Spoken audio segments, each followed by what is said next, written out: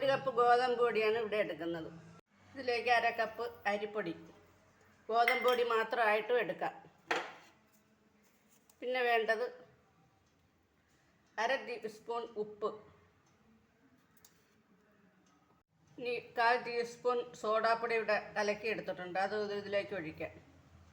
ഇനി ഈ 3 മാങ്ങ ചെത്തിപ്പൂളി മിക്സിയിൽ അടിച്ചുകൊണ്ട് വരാം. അപ്പോൾ കഴുകി നല്ലോണം ചെത്തിപ്പൂളി കേടായത് വല്ലതും ഉണ്ടെങ്കിൽ കളഞ്ഞിട്ട് നല്ല പകരം വേറെ മാങ്ങ എടുക്കണം.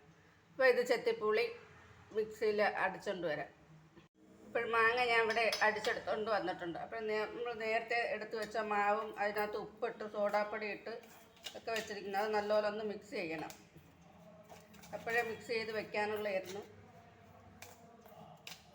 ഈ മാങ്ങ കുറേശ്ശെയായിട്ട് ഇതിലേക്ക് ഒഴിച്ചു കൊടുക്കാം. മാങ്ങ വെള്ളം ചേർക്കാതെയാണ് അടിച്ചതെങ്കിലും ആ ഒരു 1/4 ഗ്ലാസ് വെള്ളം ആ മിക്സി കഴുകിയൊന്നും ഒഴിച്ചിട്ടുണ്ട്.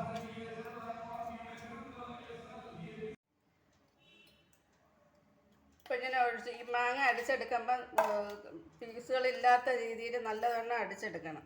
അഥവാ 1-2 പീസ് ഉണ്ടെങ്കിൽ അത് ഉടച്ച് ചേർത്ത് കൊടുക്കണം. പിന്നെ പഞ്ചസാര ആവശ്യമുള്ളവർക്ക്, കൂടുതൽ മധുരം വേണമെന്ന് ആവശ്യമുള്ളവർക്ക് 1-2-3 സ്പൂൺ പഞ്ചസാര ഇതിൻ്റെ അകത്ത് ചേർക്കാം. ഞാനിപ്പം പഞ്ചസാര ചേർക്കുന്നില്ല, നല്ല മധുരമുള്ള മാങ്ങയാണ്. ഇപ്പോൾ ഞാൻ നേരത്തെ പറഞ്ഞെനിക്ക് നല്ലതുപോലെ പഴുത്ത മാങ്ങയാണ്. ഇപ്പോഴും വെള്ളം പ്രത്യേകിച്ച് ഒഴിച്ചില്ല. മിക്സിയുടെ ജാറ് കഴുകി ഒരു 1/4 ഗ്ലാസ് വെള്ളമാണ് ഇതിലേക്ക് ചേർത്തത്, വേറെ വെള്ളം ചേർത്തില്ല. അങ്ങനെ ജാറ് കഴുകി ഒഴിച്ചില്ലേലും ഒന്നുമില്ല.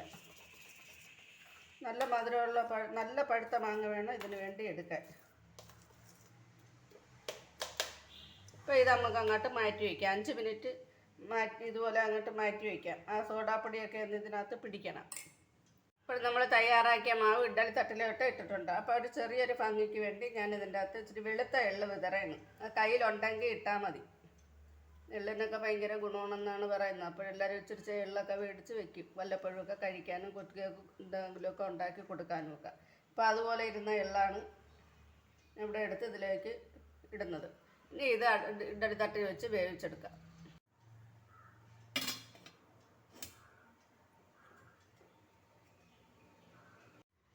ഇപ്പോൾ നമ്മൾ തയ്യാറാക്കിയ റെസിപ്പി ഇവിടെ എടുത്ത് വെച്ചുകൊണ്ടിരിക്കുകയാണ്.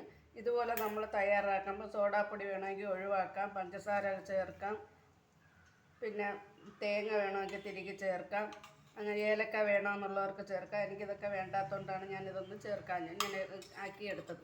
സോഡാപ്പൊടി വയ്ക്കണമെന്നില്ല. അപ്പോഴേ നല്ലൊരു റെസിപ്പിയാണ്, എല്ലാം ഭയങ്കര ടേസ്റ്റാണ്. പഞ്ചസാര ചേർത്ത് കഴിഞ്ഞാൽ ഇത് നമുക്ക് പഞ്ചസാര വേണ്ടാത്തതുകൊണ്ടാണ് ഞാൻ ചേർക്കാഞ്ഞത്. ഭയങ്കര ടേസ്റ്റാണ്. ബ്രേക്ക്ഫാസ്റ്റായിട്ടും ചായയ്ക്കും ഒക്കെ ഉപയോഗിക്കാം.